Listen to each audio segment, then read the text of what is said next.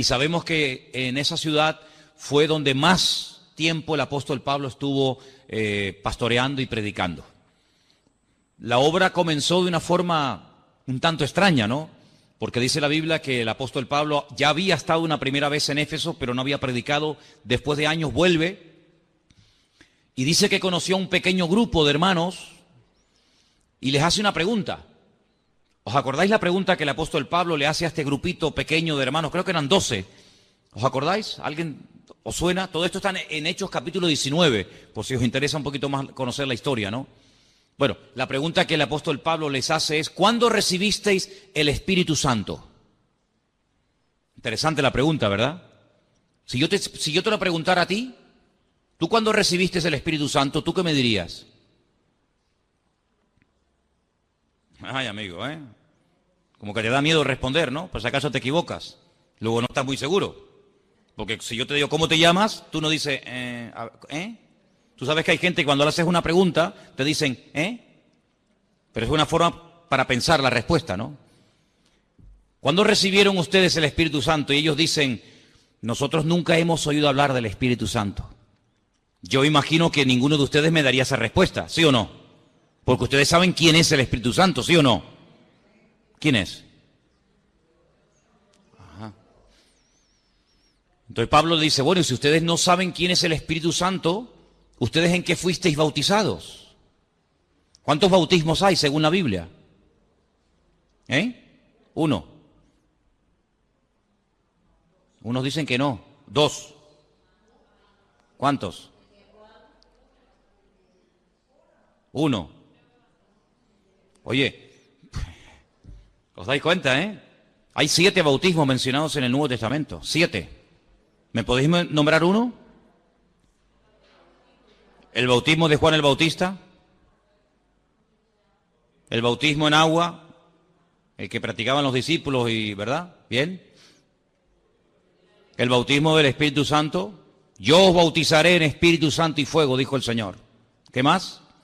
Por un mismo Espíritu fuisteis todos bautizados en un cuerpo. Bueno, no es el tema a tratar, pero para que veáis. Entonces, el apóstol Pablo dice, mira, vamos a hacer una cosa con ustedes. Ustedes fueron bautizados por Juan el Bautista hace 25 años atrás. Ustedes se han quedado anclados en el tiempo. Ustedes no han madurado, no han crecido. Ustedes viven de una experiencia que tuvisteis que fue muy bonita, pero forma parte del pasado hace 25 años. Y el creyente no puede vivir de los recuerdos, de la gloria pasada, sino tiene que vivir en una constante renovación, ¿sí o no? Porque si usted para contar un testimonio o para hablar algo bonito que el Señor hizo en su vida, tiene que recurrir a algo que le pasó hace 25 años, quiere decir que usted hoy no tiene nada que contar. Y sin embargo, el creyente cada día tiene algo que contar, ¿sí o no? Yo puedo contar testimonio de hace 25 años, gloria al Señor, pero también puedo contar testimonio de hoy mismo, porque Dios cada día nos sorprende y cada día, pues oye, tiene algo nuevo para nosotros, porque Él nos quiere llevar, como he dicho 1.000.000 de veces, de gloria en gloria. Y de victoria en victoria, y de bendición en bendición, y de triunfo en triunfo, Entonces, vamos a empezar de cero. El apóstol Pablo dice que los bautiza, y a continuación dice la Biblia que comenzaron a hablar en otras lenguas.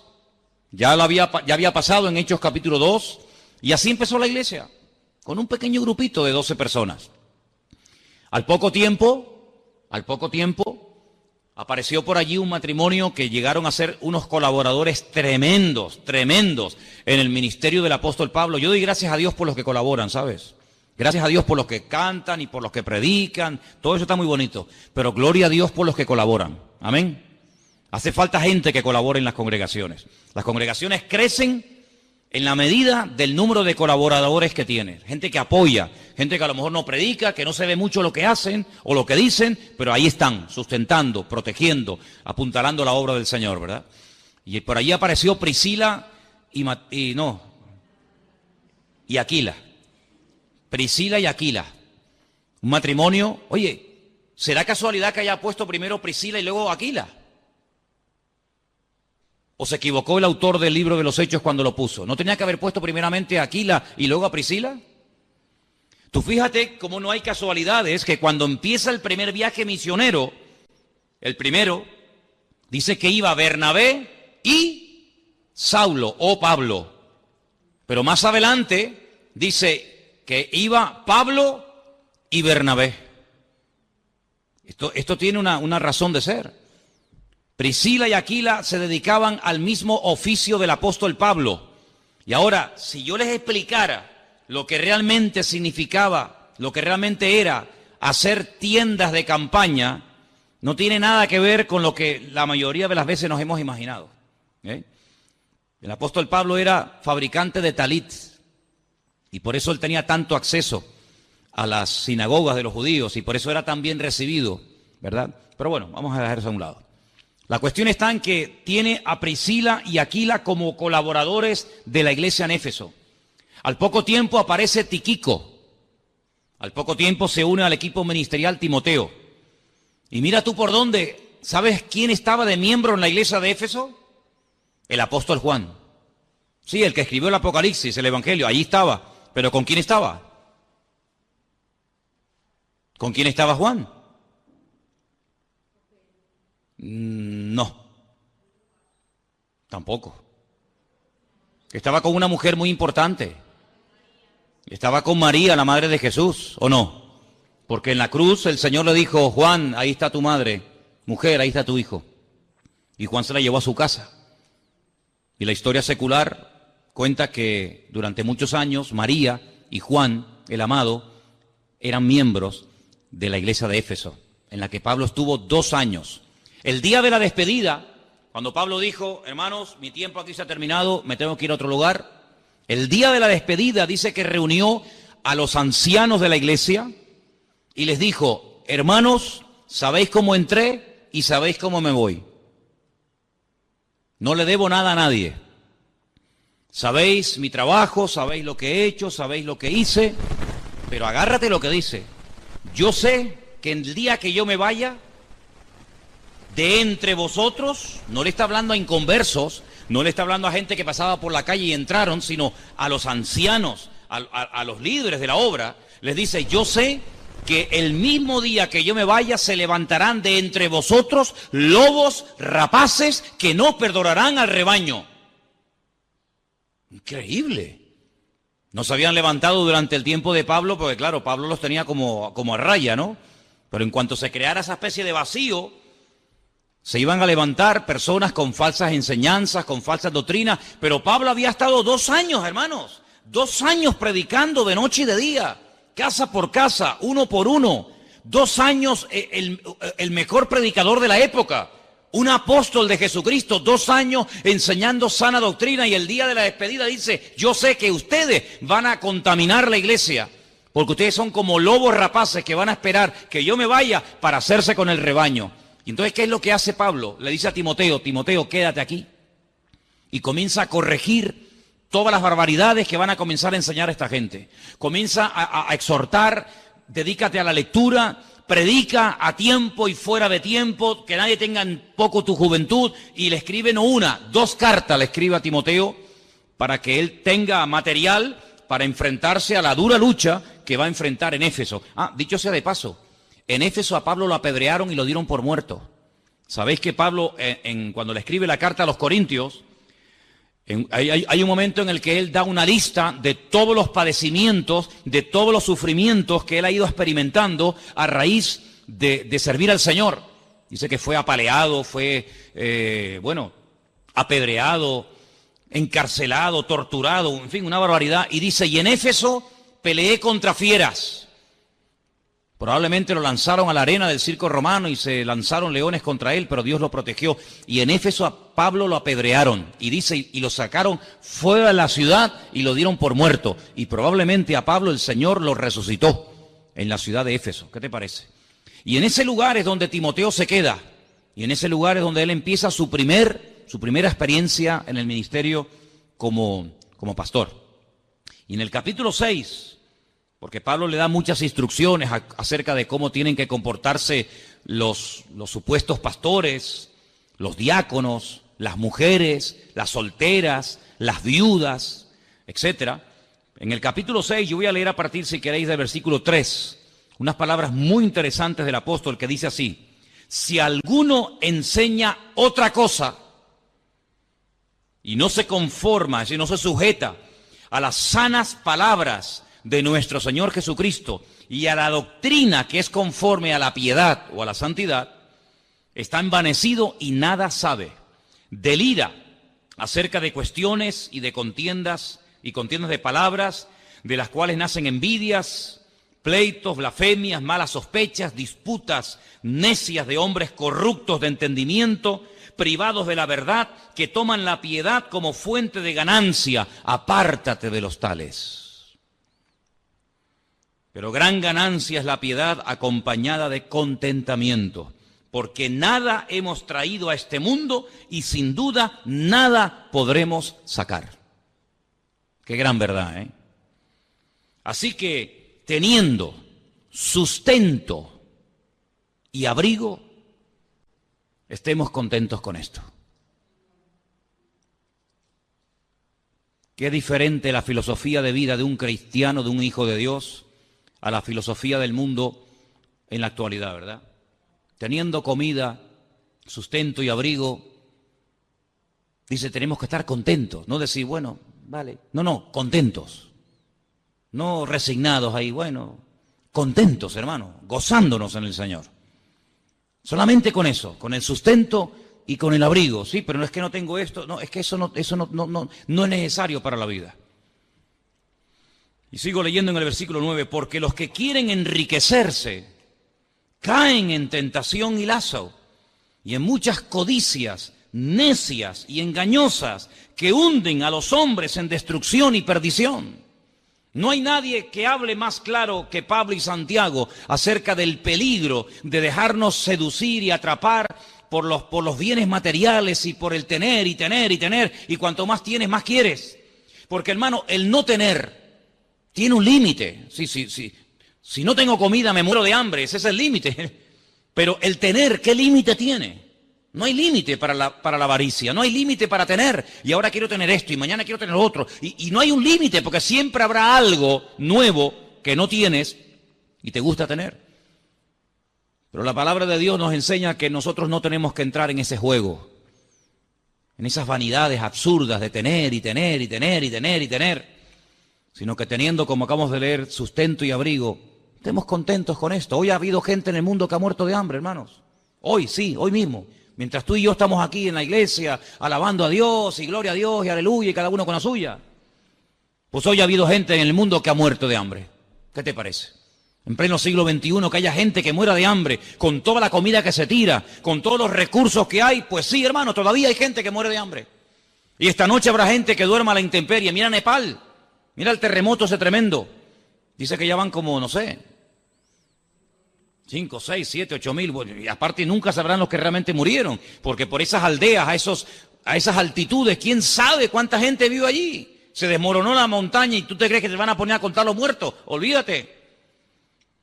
Tremendo, ¿no? Tremendo, ¿no?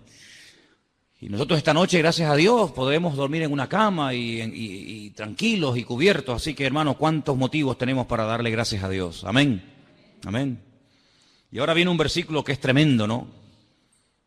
Dice, porque raíz de todos los males es el amor al dinero. Fíjate que no menciona el dinero, sino el amor al dinero, que es otra cosa. El cual, codiciando algunos, fíjate lo que dice aquí, se extraviaron de la fe. Luego la habían conocido, habían experimentado el amor del Señor. Capaz que hasta servían al Señor. Dice, pero se extraviaron de la fe. Y fueron traspasados de muchos dolores. ¿Sabes que en la segunda carta, la segunda carta que Pablo le escribe a Timoteo, él dice que cuando lo sacaron de la cárcel para hacerle el juicio, bueno, le hicieron varios, ¿no? Pero dice, la primera vez que lo juzgaron, la primera vez que le tomaron declaración, dice, yo estuve más solo que la una, nadie estuvo a mi lado. Dice que un tal Alejandro, que era uno de los que viajaban con ellos, predicando y fundando iglesias y levantando la obra del Señor, dice que se le fue.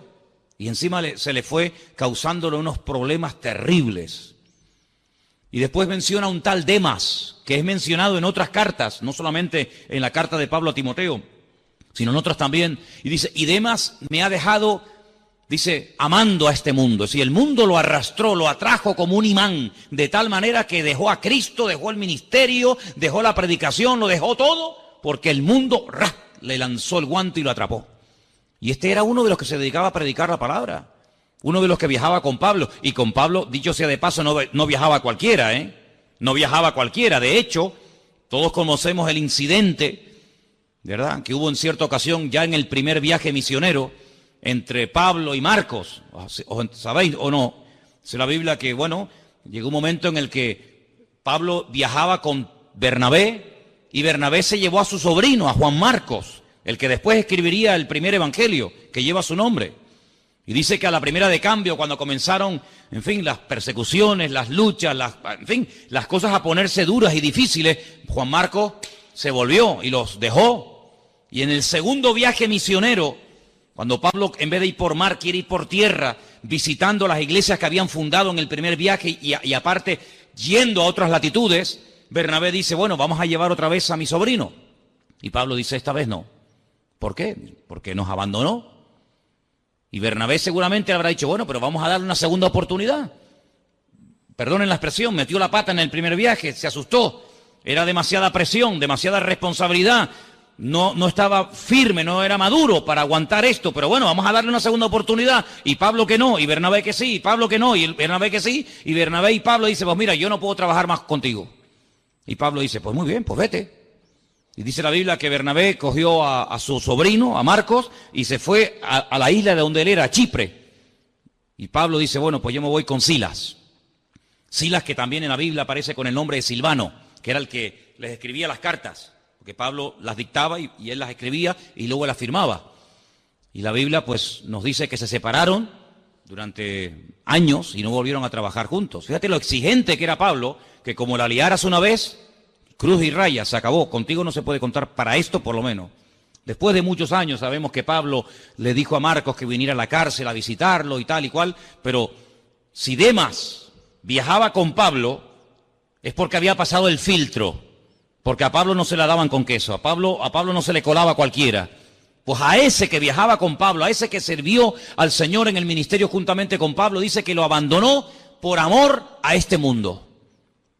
Así que no solamente una persona que no es pastor y que no sirve al Señor, digamos, a tiempo completo puede ser en un momento determinado engañado y atrapado y engañado por el mundo, sino que también pastores y gente que servía al Señor lo abandonan. Y tengo que decir lamentablemente que yo he conocido, no muchos, gracias a Dios, no muchos, pero he conocido 3, 4, tal vez 5 pastores que por los negocios hablaron con sus respectivas congregaciones que se iban a dedicar un tiempo a los negocios, iban a ganar dinero y que con ese dinero iban después a financiar la obra y la obra iba a estar mucho mejor y abandonaron el ministerio y nunca más volvieron. Y algunos de ellos me llamaron en su momento para pedirme que mi opinión, qué opinaba yo, y les dije, ni se te ocurra dejar de servir al Señor por los negocios, porque la Biblia dice que ninguno que milita, sin ninguno que está en el reino, enrolado en el ejército de Dios, ninguno que milita se enreda en los negocios del mundo. Los pastores no hemos sido llamados para hacer negocios.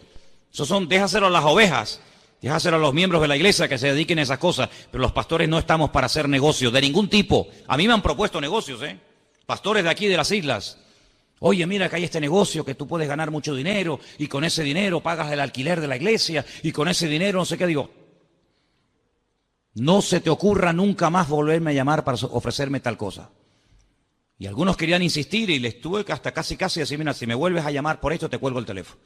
Yo tengo prohibido categóricamente dedicarme al mundo de los negocios, porque yo soy una persona que ha sido llamada exclusivamente para servir al Señor. Yo no voy a dejar de servir al Señor ni de pastorear porque vaya a ganar mucho dinero. Es que yo no estoy en esto por dinero, yo no estoy en esto. Ayer Elena y yo hablábamos, nosotros hemos vivido en la península sin ser pastores, como evangelistas itinerantes, viajando por aquí, yendo por allá, sin recibir ni un solo centavo, y hemos vivido por fe, no solamente antes de venir aquí, sino en otras ocasiones. Sabemos lo que es vivir por fe totalmente, totalmente. Sé lo que sabemos lo que es sentarnos a la mesa con el plato vacío y orar y tocar a la puerta y el Señor suplirnos. Sé lo que es viajar horas y horas. Por eso te decía el otro día, David, que tu testimonio me impactó cuando veías que la gasolina del coche, ¿no?, subió. Y, hermano, yo venía de Barcelona un día. Yo me fui de Galicia, 1.200 kilómetros, Pontevedra, Barcelona. Prediqué durante una semana y cuando regresé, en esa congregación no me habían dado ni un centavo me habían dado y volvía con las manos vacías. Y sé lo que es dormir dentro de un coche en una gasolinera y sé lo que es llevar durante horas y horas y horas la lucecita naranja de la reserva y decir, Dios mío, que no llego, pero contigo sí llego, Dios mío, estírala, y llegar, y sabemos lo que es eso, ¿no? Pero no es una tentación, no debería ser una tentación para una persona que sirva al Señor, tampoco para un cristiano, pero para uno que sirva al Señor menos todavía, no debería ser una tentación el tema económico, porque la Biblia dice, y lo vuelvo a repetir, que el que milita no se enreda en los negocios de esta vida. Y además de eso, hay una amonestación tremenda que hemos leído esta noche, que dice que el amor al dinero es la raíz de todos los males. Por amor al dinero se deja el ministerio, por amor al dinero se deja de venir a la iglesia, por amor al dinero se deja de servir al Señor, por amor al dinero se hacen guerras, se viola, se mata, se asesina, se hacen injusticias, por amor al dinero se hacen barbaridades. Y si no miren el país en el que vivimos, ¿qué es lo que lo ha destruido? El amor al dinero, el amor al dinero. Y ahora le están pidiendo a la pobre gente que lleve su DNI deprisa y corriendo al banco, porque si no te bloquean la cuenta y no sé qué, no sé cuánto. ¿Y por qué no se lo han pedido a todos estos sinvergüenzas ladrones que han robado millones y millones y saben que lo han robado y no van a devolver ni un centavo? Ese es el mundo en el que vivimos, el amor al dinero, ¿verdad? Y ganan sueldos alucinantes que ni en toda la vida tú y yo vamos a vivir, pero quieren más y más y más. Y yo tengo 1 millón y quiero 5, y tengo 5 y quiero 100 y quiero 100. Miren al yerno del rey. ¿Qué más podía pedir ese muchacho? Casado con la hija del rey de España. Tenía su vida garantizada ya para siempre, él, sus hijos, sus nietos, pero la avaricia, el tener más, y una casa, y el otro, y lo otro. El amor al dinero, dice la Biblia, es la raíz de todos los males. Y nosotros no tenemos que entrar en ese terreno, porque es un terreno tremendamente peligroso. El poder y el dinero corrompen a la persona si no está bien parada, si no está bien arraigada en las cosas del Señor. Mire, el hombre más sabio de la tierra,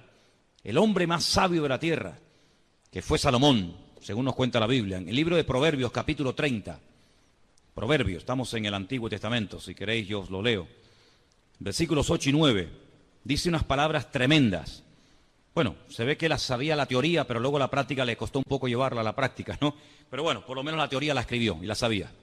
Proverbios 30, 8 y 9 dice, 2 cosas te he demandado, no me las niegues antes de que muera. Vanidad y palabra mentirosa aparta de mí. No me des pobreza ni riqueza. Son los 2 extremos, ¿no? Manténme del pan necesario, no sea que me sacie y te niegue y diga, ¿quién es Dios? ¿Quién es Dios? O que siendo pobre, hurte y blasfeme el nombre de mi Dios. Ahí la sabiduría le funcionó y él sabía perfectamente que tanto un extremo, la miseria, la pobreza, como la superabundancia, son 2 peligros que terminan matando y destruyendo la vida del hombre. La pregunta que yo les quería hacer esta tarde acerca de este tema es, ¿se puede en la iglesia, o mejor dicho, habla la Biblia del tema del dinero?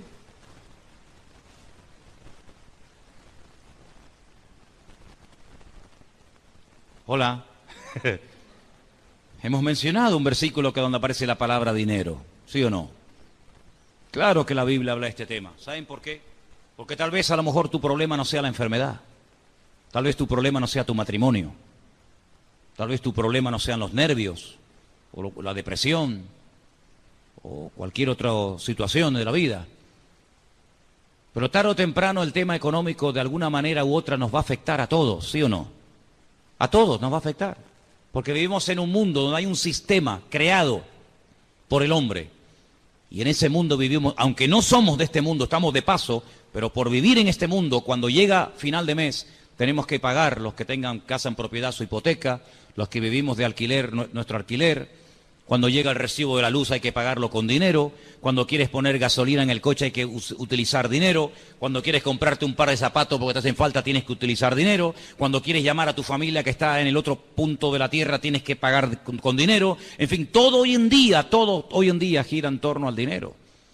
Y con el dinero se pueden hacer muchas cosas buenas, claro que sí. Con el dinero se pueden abrir iglesias, se pueden comprar Biblias, se puede comprar cosas para ayudar a la gente. Habéis visto en la pantalla, habéis visto lo que se hizo en su día, gracias al Señor, con el dinero que entraba, se pudo comprar un terreno donde hoy en día hay niños huérfanos, ¿verdad? Que si no fuera por la ayuda que reciben estarían por las calles tirados como perros, muertos de hambre, o sabe Dios qué, ¿verdad? Con el dinero se pueden hacer maravillas, pero también se pueden hacer auténticas barbaridades. Auténticas barbaridades. Fíjate tú, hermano, que el día que el Señor Jesucristo resucitó, y los fariseos y los escribas y los sumos sacerdotes sabían que había resucitado, porque ellos sabían perfectamente que el testimonio de la guardia romana era un testimonio fidedigno. Ellos sabían perfectamente que la resurrección se había producido, pero no querían aceptarla. No querían decir, oye, nos hemos equivocado, hemos matado al Mesías y al final era quien él dijo que era, el Mesías, y ha resucitado. Bueno, vamos a pedirle al Señor perdón. No. Inventaron un rollo, inventaron una historia y le ofrecieron a los soldados romanos dinero para que dijeran, si os preguntan, ¿qué pasó? ¿Qué pasó con el cuerpo de Jesús? ¿Resucitó? ¿No resucitó? ¿Qué fue? Dice que los sobornaron, les dieron dinero para que le dijeran a la gente, no, es que nos quedamos dormidos. Fíjate, 16 soldados romanos nos quedamos dormidos, vinieron de noche sus discípulos, pasaron por encima de nosotros, rodaron la piedra, antes cortaron el sello romano, sacaron al muerto fuera y no nos hemos enterado. Y dice, y este dicho llega hasta el día de hoy. Es decir, que cuando se escribieron los evangelios todavía corría la bola en el mundo de que era mentira que Jesús había resucitado, sino que sus discípulos robaron el cuerpo y fue todo por un soborno con dinero. Entonces, con dinero se pueden hacer maravillas y con dinero se pueden hacer auténticas barbaridades. Porque el dinero es un instrumento, es un buen siervo, pero es muy mal amo, es tremendamente cruel. Si lo usas, será una bendición. Si te usa, te destruirá. Si lo usas adecuadamente, si lo administras, si lo canalizas para el fin por el cual Dios te lo dio, será una bendición. De hecho, el martes en la clase de discipulado pusimos en una pizarra las listas, las 2 listas que hay en el Nuevo Testamento de lo que llamamos los dones del Espíritu Santo, que están en Romanos capítulo 12 y Primera de Corintios capítulo 12, y uno de los dones es el don de repartir. Si la persona que Dios le provee, la persona que Dios lo prospera, pero que tiene claro que es como una herramienta que Dios le da, como a mí me da la herramienta de la predicación, pues a otros le da la herramienta de los recursos para que pueda el evangelio correr y no se detenga la obra. Eso es un don. Eso es un don que no todo el mundo tiene. Porque no significa que porque una persona tenga muchos recursos, tiene el don. Pero hay un don en la Biblia. Y tenemos que pedirle al Señor el don de la generosidad. ¿Cuántos dicen amén? El don de la generosidad, porque eso es el don de repartir. Ser generoso, abrir la mano y cubrir las necesidades de la obra. Es un don, como el hablar en lenguas, como interpretar mensajes, como profetizar y como otros dones así que nos llaman mucho la atención. Pues hay un don que es el de servir, otro que es el de organizar o presidir, otro que es el de hacer misericordia, ¿verdad? Todo lo que tiene que ver con la obra social, etcétera. Y hay un don que es el de repartir. ¿Repartir qué? Pues lo que Dios te da, mijo. Lo que Dios te da, ¿para qué? Para ti, no. Para ti también, pero sobre todo para repartir, para que haya igualdad en el cuerpo de Cristo. Eso dice la Biblia. Eso es lo que dice la palabra de Dios. Por lo tanto, el dinero como instrumento es muy poderoso. Tú imagínate que tuviéramos ahora 100.000 euros, 200.000 euros, por ejemplo, en la cuenta de la iglesia. Yo mañana mismo me voy a alquilar un local. ¿Dónde? Me voy a alquilar uno a Candelaria, que no hay iglesia, me voy a La Laguna, que no hay iglesia. La Laguna, 200.000 habitantes. Ciudad universitaria, donde hay miles y miles de jóvenes, incluso que vienen de otras islas. Pues yo me voy mañana con el equipito de sonido que nos regalaron, con las sillas que nos regalaron, y me alquilo un local en Laguna y pongo fuera iglesia, vida nueva, tal, culto, martes y sábado por la tarde. Aquí, jueves y domingo por la tarde. Y en Candelaria, lunes y viernes. Y predico todos los días, yo no tengo problema en eso, a mí me encanta eso. Sí, pero vete a alquilar un local en Candelaria. Te van a pedir 2 meses, el mes de no sé qué, el mes de fianza. Si tuviéramos recursos, madre mía, y nos iríamos a otras islas. Y le pagaríamos la universidad a algún hermano de la iglesia. Por ejemplo, tenemos el caso, perdone si no nombro a otro, pero es el primero que me viene a la cabeza. Esta chica, ¿cómo se llama? Leana. No le dieron la beca y tuvo que dejar sus estudios universitarios. Porque no le dieron a la pobre la beca. ¿Y cuánto era la beca? Pues nada, tampoco estamos hablando de millones. Si la iglesia tuviera recursos, becaba a los jóvenes para que fueran jóvenes todos universitarios. Y si la iglesia tuviera recursos, pues construiríamos casitas, haríamos un barrio cristiano, o aquí en este edificio que hay 7 pisos vacíos, 7 pisos vacíos. Yo hoy estaba en mi casa y miraba y decía, Señor, encima de nuestra iglesia hay 7 departamentos vacíos. Aquí al lado, pared con pared, tenemos un local tan grande como este, que si tuviéramos recursos, yo alquilaba los 7 pisos, y alquilábamos el local de al lado. ¿Para qué? No sé, haríamos otro rastro, haríamos un salón para los jóvenes, un salón social para dar de comer. No se cerró la puerta en el albergue, pues aquí ahora vamos a poner un comedor social para todo el mundo. Sí, pero ¿cómo lo hacemos? ¿Cómo lo hacemos? O sea, están pidiendo 1.000 euros de alquiler por este local. Y por poco que pidan van a pedir 300 o 400 euros por cada piso. Si tuviéramos 7 podríamos ayudar a las familias necesitadas de la obra. Con dinero, hermanos, se pueden hacer maravillas. Iglesias, financiar pastores, abrir centros de rehabilitación, lo que quieras, pero si no hay dinero, pues hay que conformarse con lo que hay. Pero fíjate el mundo cómo utiliza para lo malo sus recursos. Y la droga, el dinero y los miles de millones que producen, ¿para qué? Para guerras, para derrocar gobiernos, para matar gente, para matar criaturas, para secuestro, para violar. La raíz de todos los males es el amor al dinero. Por eso tenemos que orar al Señor, y hermano, y no es pecado hacerlo. Orar para que Dios nos dé recursos, no solamente recursos humanos, sino también recursos materiales. ¿Cuántos dicen amén? Yo me acuerdo cuando vinimos de un viaje de África y nada más entrar por la puerta de la iglesia en el puerto de la Cruz, me acordaré toda mi vida como si fuera ahora. Habían allí dos hermanas de visita. Claro, cuando uno venía de África, imagínate cómo venía. Vienes encendido de África, ¿no? Viendo la necesidad, viendo la basura, viendo a los chiquillos. Veníamos de allí locos y querías meter a todo el mundo en la visión de África. Y estaba allí una señora y nada más terminar el culto me dice, ¿me deja su número de cuenta? Y le dije, ¿para qué? Pensé que me iba a pedir algo. Si no, porque quiero dar una ofrenda a la iglesia. Digo, entonces usted necesita la cuenta de la iglesia, no la cuenta mía. Eso, la cuenta de la iglesia. Digo, mira, ahí está Armando, me acordaré que estaba allí. Digo, háblese con ese hermano que está ahí. Él le da el número de la cuenta de la iglesia.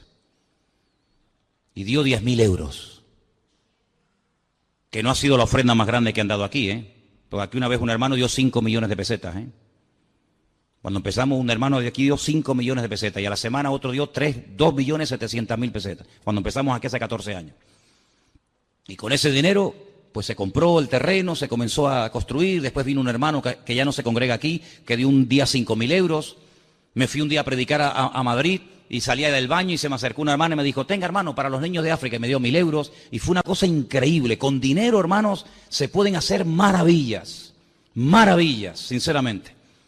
Y tenemos que orar al Señor, que el Señor levante obreros, pero obreros que podamos después ayudarlos y podamos sustentarlos y que se dediquen, como yo creo que tiene que ser dedicado un obrero, a tiempo completo y que tenga sus recursos y que tenga sus necesidades cubiertas. ¿Para qué? Para que tenga 24 horas al día dispuesto para servir al Señor. Y tenemos que orar y Dios lo puede hacer. ¿Cuántos dicen amén, hermanos?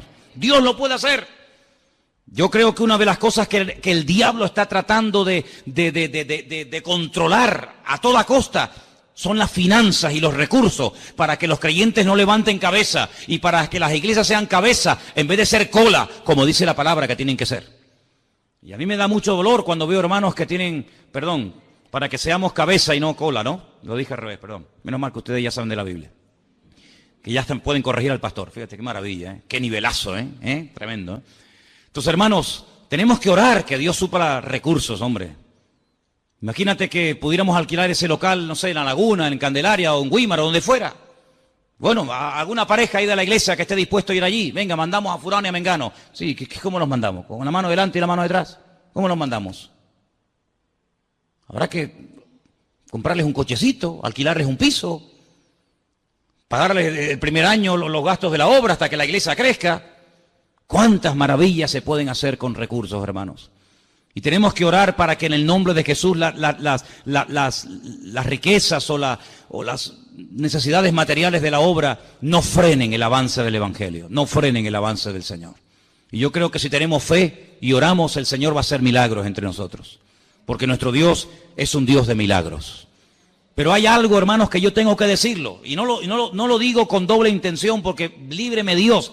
Lo digo con toda sinceridad. Mire, hermano, si nosotros somos fieles, aunque seamos 4, no me importa el número. El número no tiene nada que ver con esto.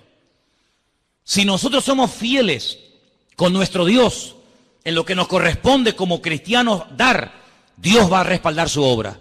Porque dice la Biblia, y quiero leer ese versículo esta tarde, porque la Biblia, claro que habla de economía, pero de economía sana, no de economía corrupta como está en las calles, sino de una economía correcta, sana, justa. En el libro de Malaquías, que en su Biblia está en el último del Antiguo Testamento, hay un versículo que yo sé que tú conoces de memoria, pero yo te lo voy a leer. Está en capítulo 4 de Malaquías. 3, perdón. Cuando uno deja su Biblia y coge otra, ¿verdad? En la otra Biblia mía hago así, pum, y lo encuentro enseguida. Cuando uno cambia de Biblia parece que nos cuesta más conseguir las cosas, ¿no? Pero hablando acerca de las ofrendas, hablando acerca de los diezmos. ¿Me ayudáis? Es el 10, pero que sí, 3, sí, perdón, ya está, sí, 3:10, perdón, sí. Es que en la otra Biblia tengo ese versículo a la izquierda y en esta está a la derecha. Capítulo 3 de Malaquías, verso 10. Bueno, si quieren arranco desde el... pasa que es muy fuerte el 9, no sé si les va a gustar que lo lea. No sé qué hacer. Yo iba a leer el 8, pero es que el 8 es peor. Ay, mi madre. Ahora me metí en un follón. Ahora me metí en un lío. ¿Puedo leer el 8? Tú eres el que me estás diciendo que lo lea, ¿eh? ¿Robará el hombre a Dios? Y tú dices, ¿cómo va a robar un hombre a Dios? ¿Se puede robar a Dios? Bueno, vamos a seguir leyendo. Vosotros me habéis robado. Y dijisteis, ¿en qué? ¿En qué te hemos robado a ti?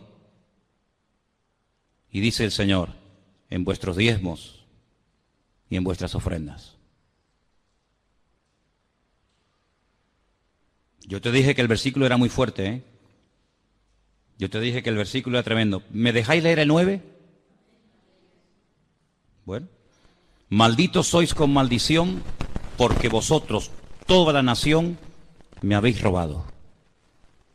Claro, tú lees esto y tú dices, madre mía, qué tremendo, ¿no? Así que esta gente, si lees el contexto, sembraban, apenas cosechaban, todo les iba mal.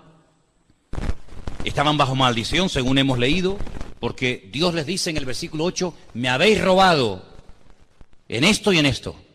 Y las consecuencias las estáis sufriendo. Así de claro. La pregunta es, ¿hay solución? ¿Hay remedio? Siempre hay solución, hermano. Siempre hay remedio. Siempre. Cuando el Señor apunta con su dedo y señala en una dirección hacia algo que estamos haciendo mal, no lo hace para condenarnos, sino lo hace para decirnos, oye, pero si quieres, puedes salir de este callejón sin salida. Sí, estáis mal, estáis bajo maldición, lo habéis hecho fatal, pero la solución la da en el verso 10, que era el que yo en un principio quería leer, pero te leí el 8 y el 9 porque tú me diste permiso para leerlo. Traed todos los diezmos al alfolí. ¿Sabéis lo que era el alfolí? Porque si leo una palabra y no la entendéis, ¿para qué sigo? El alfolí era una caja, un cajón grande, con una especie de ranura, como una hucha gigante, ¿vale? Traer todos los diezmos al cajón, traer todos los diezmos a la hucha. Por eso, dicho sea de paso, sabéis que hay muchas huchas que tienen forma de cerdo. Es un cerdito con una rajita arriba, ¿sí? ¿Y por qué tienen forma de cerdo? Porque los que daban el diezmo eran los judíos. Las naciones paganas no pagaban el diezmo, pero los judíos daban el diezmo. ¿Y cómo llamaban a los judíos? Cerdos. Y era un insulto. De ahí vienen las huchas con forma de cerdito. Traed los diezmos al alfolí, haya alimento en mi casa. Y ahora dice algo tremendo, que no lo dice sobre otro tema, pero sí sobre este. Probadme ahora en esto. Si no, os abriré las ventanas de los cielos, derramaré sobre vosotros bendición hasta que sobreabunde. Además, verso 11, reprenderé también por vosotros al devorador, y no destruirá el fruto de vuestra tierra, ni vuestra vid en el campo será estéril, dice el Señor de los ejércitos. Y todas las naciones os dirán, bienaventurados, porque seréis tierra deseable, dice el Señor de los ejércitos. ¿Cómo empieza el versículo? Malditos sois con maldición, mira cómo os va la vida, mira la situación en la que estáis. ¿Cómo termina la historia? Seréis la envidia de las naciones, tierra deseada, tierra bendecida, tierra prosperada. ¿Por qué? Porque cuando ustedes escogen un camino donde ustedes son los que ponen las normas, donde ustedes son los que me estáis mirando a mí, ¿verdad? Estáis mirando a mí, al que predica. Siempre se mira al que predica, no al que entra ni al que sale. Cuando una persona hace su voluntad, cuando una persona hace las cosas a su manera, pues las consecuencias son terribles. Cuando una persona escoge el camino del Señor, obedece al Señor, cumple su palabra, dice aquí que se llegarían a ser una nación deseable para todas las naciones. Vete al Oriente Medio, vete a Irak. ¿Cómo está Irak? Es una pena, un desastre. Vete a Siria, ¿cómo está? Desastre. Vete a todos esos países. ¿Cuál es la ciudad, el país más bendecido de Oriente Medio? Donde los limones son así de grandes, así de grande. Donde hay bendición, donde hay prosperidad, donde no hay paro, donde no hay analfabetismo, donde buscan gente porque hay trabajo y trabajo de sobra. ¿Cuál es la ciudad, el país más bendecido y más próspero de Oriente Medio? El más chiquito de todos, el más pequeñito. Arabia Saudita, no señor. Dubái tampoco. ¿Cuál es el país más bendecido? El pueblo de Dios, el pueblo de Israel. Por eso es la envidia de todo. Por eso todos quieren destruirlo. Por eso todos están contra él. Por eso todos van en contra. ¿Por qué? Porque la bendición de Dios levanta envidia. Porque la bendición de Dios, el respaldo del Señor, pone furioso al enemigo. Cuando tú no produces envidia en el enemigo no se mete contigo. Cuando tú eres una persona bendecida, cuando el gozo del Señor es tu fortaleza, cuando el Señor te va abriendo puertas, todas aquellas personas que dicen que no creen en Dios, en lo más profundo de su corazón te tienen envidia y celos. ¿Por qué? Porque ven el respaldo del Señor sobre tu vida. Fíjate qué curioso, te voy a poner un ejemplo. Un esclavo, un muchacho que no lo quieren ni sus hermanos, sus propios hermanos carnales ni lo quieren, no lo pueden ver en pintura, le han puesto un mote. Antiguamente, aquí había gente que se conocía más por el mote que realmente por su nombre propio. Ahí viene el soñador, unos celos, una envidia terrible, todos los hermanos, desde el más grande hasta el más pequeño, contra su hermano José. ¿Por qué? Porque es un chico bendecido. Porque es un chico que tiene comunión con el Señor, Dios le habla, Dios le da sueño, Dios le da revelación, y la envidia, te vuelvo a repetir, siempre despierta envidia y celos en la gente que te rodea. ¿Qué es lo que quieren hacer? Matarlo, acabar con su vida, lo meten en un pozo, lo quieren matar de hambre, lo quieren matar de sed. Rubén dice, no, vamos a hacer algo, vamos a venderlo porque ya matarlo es muy duro. Pero bueno, y cuando vayamos a la casa y nuestro padre nos pregunte por nuestro hermano, ¿qué le decimos? Si él lo mandó. Y ahora cuando vayamos nosotros y José se queda aquí, ¿qué le decimos? Bueno, inventamos una mentira. Le quitamos la ropa, que era una ropa de colores que él llevaba, la teñimos con sangre de un animal y le decimos a nuestro padre que José ha sido despedazado por una fiera del campo y ha muerto. Fíjate qué crueles, qué crueles. Ni uno dijo, no hagamos eso. ¿Cómo le vamos a decir a papá eso? Y un año, y otro año, y ninguno hablaba, todos callados como zorros. Y José, el pobrecito, allí más solo que la una en Egipto. Pero dice la Biblia que el Señor estaba con José. ¿Cuántos dicen amén? La Biblia no dice, pero el Señor estaba con Rubén, el Señor estaba con Neftalí, el Señor estaba con Gad o con Aser, no. El Señor estaba con aquel que aparentemente era el que peor estaba. Solo, abandonado, tirado allí como un perro en Egipto sin entender ni papa, porque él hablaba hebreo, allí se hablaba en el idioma de los egipcios, árabe, él no entendía nada, sin padre, sin madre, sin comérselo ni bebérselo, más solo que la una. Lo compra un señor llamado Potifar. Y se da cuenta que este muchacho es distinto. Se da cuenta que este joven es diferente. Siembra y hay unas cosechas alucinantes. Organiza el ganado y el ganado es sano, robusto y fuerte. Donde pone la mano José, dice, allí estaba la mano de Dios. José es un hombre próspero porque tiene comunión con el Señor. Claro, la envidia y los celos, ¿de qué venía?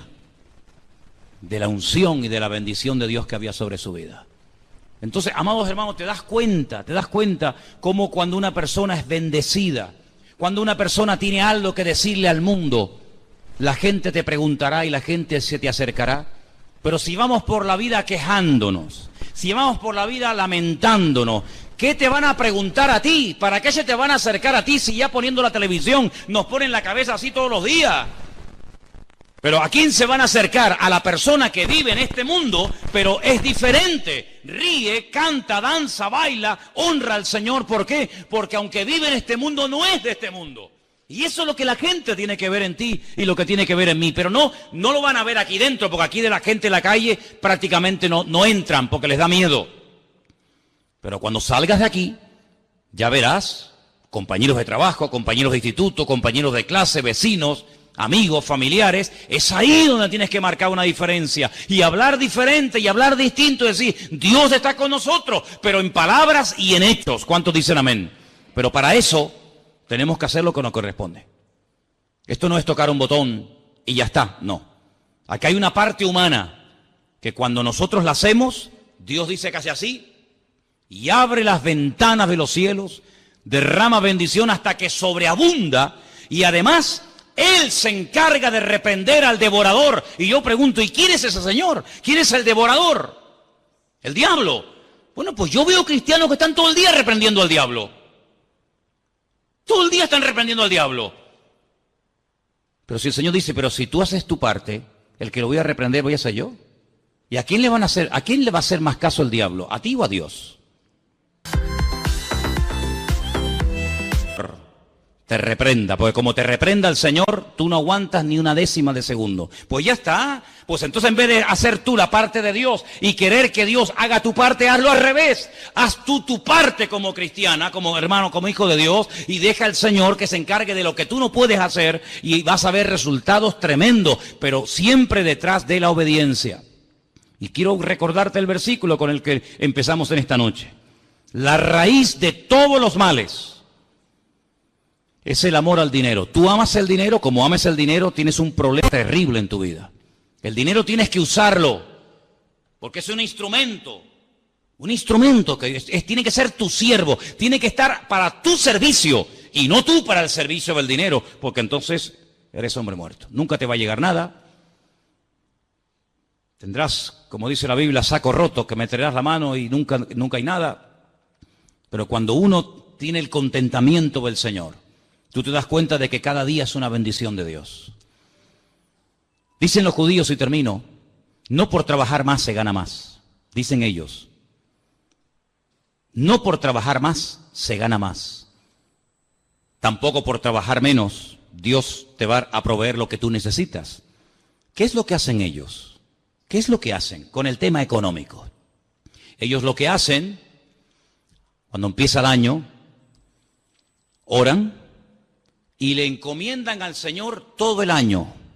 Se comprometen con sus ganancias, con sus entradas, cada uno en su proporción, a darle al Señor su diezmo y su ofrenda, y no se afanan, no se agobian por trabajar más o por hacer más, no, sino que ellos dicen, si yo me comprometo con el Señor a hacer mi parte cuando me corresponda, todo lo que yo necesite desde el principio del año hasta el final, todo me vendrá porque yo estoy haciendo mi parte. ¿Cuánto tenemos que aprender de muchas personas que no tienen mucho de lo que nosotros tenemos hoy en día, pero han descubierto un secreto? Haga usted su parte y olvídate de estar agobiado y venga, y venga, y venga, que no por trabajar más vas a ganar más, sino que Dios te va a dar lo justo y necesario siempre y cuando tú hagas la parte que te corresponde. Pregúntate esta noche, ¿tú estás cumpliendo con tu parte? Ya te lo he dicho en la Biblia, si quieres lee más. La Biblia está llena de capítulos y capítulos que hablan acerca de la economía del reino. Cómo hay que hacerlo, cómo no hay que hacerlo, cómo hay que ofrendar, cómo hay que diezmar, dónde hay que hacerlo, dónde no hay que hacerlo. La Biblia está llena de esos sabios consejos. Si nosotros hacemos nuestra parte, nunca el Señor nos defraudará. ¿Cuántos dicen amén? Vamos a orar. Cierra tus ojos ahí donde estás.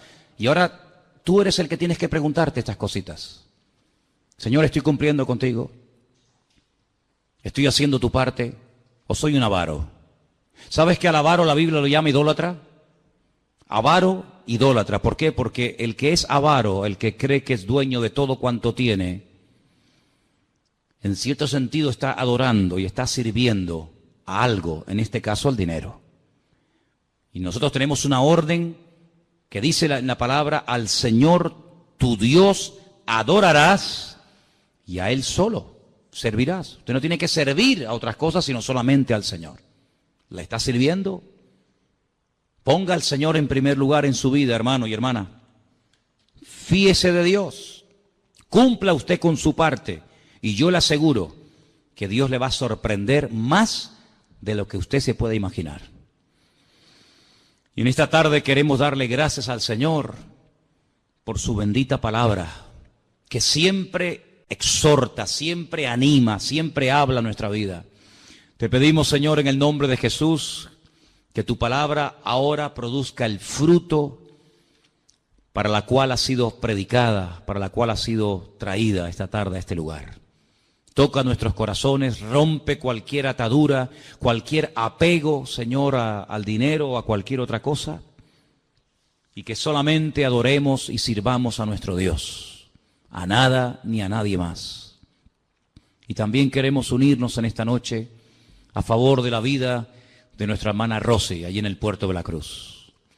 Señor, tú eres el Dios todopoderoso, nuestro sanador, nuestro médico divino. Nuestra vida está en tus manos, tú la das y tú la quitas. Tú la alargas o tú la acortas, según es tu voluntad. En esta tarde oramos con fe, con toda la seguridad del mundo, de que la vida de Rosy te pertenece a ti, Señor. Ella te ama, ella te sirve, ella te honra. Y pedimos que tu nombre sea glorificado en esta situación. Este es un momento para que tú seas glorificado, Señor.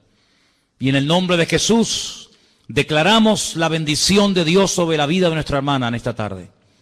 Donde quiera que se encuentre, te pido que ahora tu mano se pose sobre ella y haya un consuelo, un aliento, un milagro de parte tuya, Señor. Aceptamos tu voluntad, cualquiera que sea, tú lo sabes.